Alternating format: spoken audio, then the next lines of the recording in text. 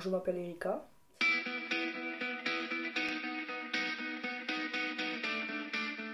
Je suis tatoueuse, je suis mariée, j'ai 2 enfants. Je pense que j'ai un sixième sens assez aiguisé. Et plus on avance dans la vie, plus j'y fais confiance en fait. Et je pense que ça se développe encore plus. Parce qu'il faut y faire attention. Parce que il faut savoir guetter les signes en fait. Il faut savoir les voir, les entendre, les comprendre, les saisir. Moi je m'en fous que les gens me reconnaissent en tant que tel, en tant que qu'ils me valorisent, même me connaissent, je m'en fous en fait. Moi, tant que je suis moi, après le reste. Alors des fois, il me dit oui, mais tu parais froide. Mais quand je sens pas la personne, j'arrive pas en fait. Et je vais pas tricher, je suis moi. Si ça passe pas, ça passe pas. Je suis pas froide, je suis juste là, moi, et je vais pas faire semblant, je sais pas faire. Mais j'aime pas trop quand il y a beaucoup de monde en fait. J'ai jamais vraiment trouvé ma place dans les groupes. Je perçois tellement les gens et je sais qu'il va y en avoir quelques-uns juste avec qui ça va se passer que du coup, comme je sais pas vraiment faire semblant, j'ai beaucoup de mal. Je sais que dans la société, quand je suis en aparté, ça roule. Quand je suis dans un groupe, je prends pas la parole dans un groupe par exemple. Alors que bon, ça paraît évident, mais pas du tout en fait. Autant j'aime écouter les gens, autant je me livre rarement. Ouais. Donc bon, je pense que j'ai plus besoin de donner que de recevoir. Mais en tout cas, je pense avoir besoin de personne. Enfin, de mes enfants. Et si j'ai un problème, je sais qu'il y a mon mari. Mais je veux dire, je ne suis pas quelqu'un qui a des amis très proches à qui je vais raconter toute ma vie. Dès que j'ai le moindre le doute, la moindre fragilité, je vais devoir en parler. Non, en fait, je me mentalise. Voilà, il y a moi et moi. Et on discute ensemble. Et on arrive toujours à trouver la solution, en fait. Donc, je pense que ça, c'est une force. D'avoir besoin de personne. Ouais. J'ai beaucoup de manque de confiance dans les gens. Donc j'ai besoin vraiment d'avoir planté le décor dans ma tête, je plante souvent des décors, et du coup de savoir à peu près qui est la personne. Alors bon, je pense que j'ai une espèce de sixième sens et je sens les gens. Et je pense que je sais si je peux ou si je peux pas. Donc en fait, je me laisse aller à mon ressenti en fait. Voilà. Si je sais que je me sens bien, que c'est fluide, que je vais ouvrir. Mais je n'ouvre pas tout le monde. Je pense que c'est important. Alors au final, c'est bizarre parce que j'ai ce côté instinctif et la facilité d'aller vers le bon choix, mais le manque de confiance fait voilà, il faut toujours que je ressasse et que je réfléchisse et que je repose et que je... Ah, c'est voilà, épuisant, c'est ce que je dis. Ça m'épuise des fois. J'ai toujours dans ma tête des objectifs, des choses à changer, à améliorer. Je suis hyper dure avec moi-même, j'ai l'impression des fois. Parce que je me remets beaucoup trop en question, et je le sais, mais bon, voilà, c'est ma façon d'être. Et là, ça, c'est. Je veux toujours peaufiner, je veux toujours être plus parfaite, enfin, en tout cas, comme je le conçois. Donc, je me donne les moyens. Et là, ça fait partie d'un aspect que je voudrais travailler. Le fait de pouvoir ouvrir un peu plus, dire un peu plus ce que je pense à mes proches, alors bien sûr avec la forme que je me dois de mettre, mais ouais, je trouve que c'est plus difficile de communiquer avec eux. Peut-être justement que je suis un peu trop carrée. Peut-être que je me laisse pas aller dans certains moments, par exemple au niveau des sentiments. J'ai du mal à exprimer, je suis assez pudique et je me dis que c'est un défaut parce qu'au final, ben, on n'a qu'une chance, une vie, et il faudrait peut-être que j'ouvre un peu plus. Mais ça vient petit à petit, je travaille en tout cas. Alors je suis pudique dans les sentiments avec tout le monde sauf avec mes enfants, par contre. Là, j'ai aucun filtre, c'est. Voilà, il n'y a aucun souci. Je dirais l'ouverture d'esprit, la souplesse, la compréhension, l'empathie. Il faut juste pouvoir entendre ce qu'on nous dit, écouter, être à l'écoute. Tout ça, c'est, je pense, voilà, quelque chose que j'ai et qui m'a, pour l'instant, apporté vraiment quelque chose de bien, en fait, de bon. Mais c'est vrai que, forcément, dans mon métier, puisque je suis tatoueuse, je rencontre beaucoup, beaucoup de monde. Et en général, c'est assez facile, en fait. On me parle assez facilement, on s'ouvre et on arrive à quand même me faire voir ouais, des belles choses. Et ouais, j'adore, hein. Je suis passionnée par les histoires des gens, en fait. Alors après, moi, j'ai jamais l'après. C'est-à-dire que moi, je vis un moment unique à l'instant T. Je pars dans mon métier, après, dans la vie de tous les jours, il y a peut-être un suivi. Mais là, à ce moment-là, donc, la personne rentre en communication avec moi. Ça se fait naturellement, on parle, on va dans les choses, elle me raconte sa vie. Et je donne des clés qui me semblent être bienveillantes et bonnes pour la personne à ce moment-là. Et après, ben, soit elle va revenir un jour pour un autre tatouage et là à ce moment-là j'aurai la suite, et ça arrive des fois et c'est génial parce que je vois justement l'évolution, mais la plupart du temps je sais pas ce qui a été fait avec ces armes-là que j'avais pu essayer de donner en tout cas. C'est pas frustrant parce que je me dis que j'ai pas besoin au final du retour. Moi je veux juste aider sur le moment. Après, ça fait toujours plaisir de savoir que quelqu'un est heureux, mais c'est pas ça qui va me nourrir en fait. Je veux pas donner pour recevoir, je veux juste donner. Parce qu'il y a un univers, il y a un monde autour de ça. C'est un instant magique pour les gens, c'est une forme de thérapie.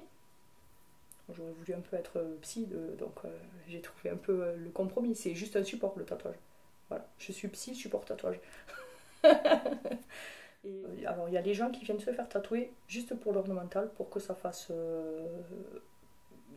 joli sur le corps. Et il y a les autres qui le font pour exorciser, pour tourner la page, pour commencer une nouvelle vie. Enfin, il y a autant de personnes qu'il y a de raisons, on va dire, pour faire un tatouage.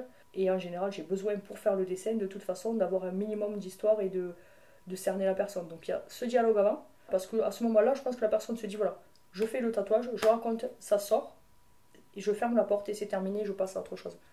Et c'est souvent ce qui se passe en fait.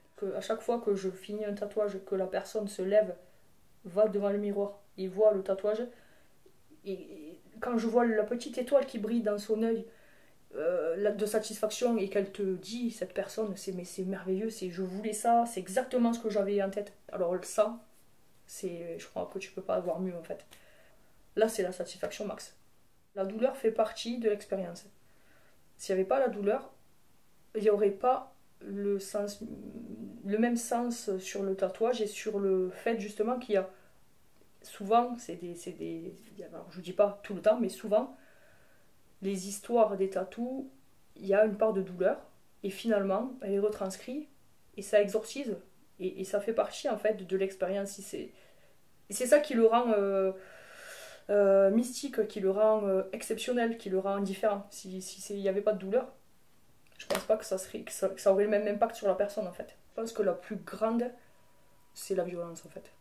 Sous toutes les formes, ça peut être physique, mentale, voilà. Je pense que c'est ça qui me... Je me dis qu'on pourrait vivre autrement. Alors après, je vais pas changer le monde maintenant à mon niveau, mais j'essaye en tout cas d'éviter les conflits, éviter donc d'en arriver à des mots durs, à de la violence, parce que c'est souvent de l'incompréhension. Au final, c'est vraiment tout est lié. Donc si je peux essayer d'aplatir les angles à ce niveau-là, je le fais avec grand plaisir. Et je sais que j'ai cette peur aussi, cette peur parce que bon, mon père il était un peu violent. Donc c'est pour ça que j'ai un souci avec la violence aussi. Parce que je pense que j'ai quelques souvenirs d'actes violents qu'il a pu commettre, pas sur moi en tout cas, mais voilà, que dans sa façon d'être, de réagir. Et je pense que c'est ça le blocage sur la violence. Je refuse, parce que finalement ça fait peut-être ressurgir aussi la petite fille qui était en insécurité, qui avait peur. Donc hop, je bloque. Alors j'aime la vie tout court. Voilà, je pense que juste être vivant, il faudrait peut-être que certaines personnes prennent conscience de ça. On a la chance, on est là quoi. Pour de vrai. Une seule fois, une seule chance. Donc évidemment, voilà. Déjà j'aime mon métier. Voilà, donc je suis tatoueuse et j'ai toujours aimé tout ce qui était manuel. J'ai besoin de faire des choses avec mes doigts. Alors ça peut passer ça peut être dans tout en fait. J'aime bricoler, j'aime dessiner évidemment. J'ai fait pas mal de peinture. J'ai fait des tableaux sur toile. Mais j'aimais vraiment beaucoup le support bois. Ça j'ai peint sur bois et j'ai adoré. Parce que c'est vivant et parce qu'il faut s'adapter, que c'est autre chose encore.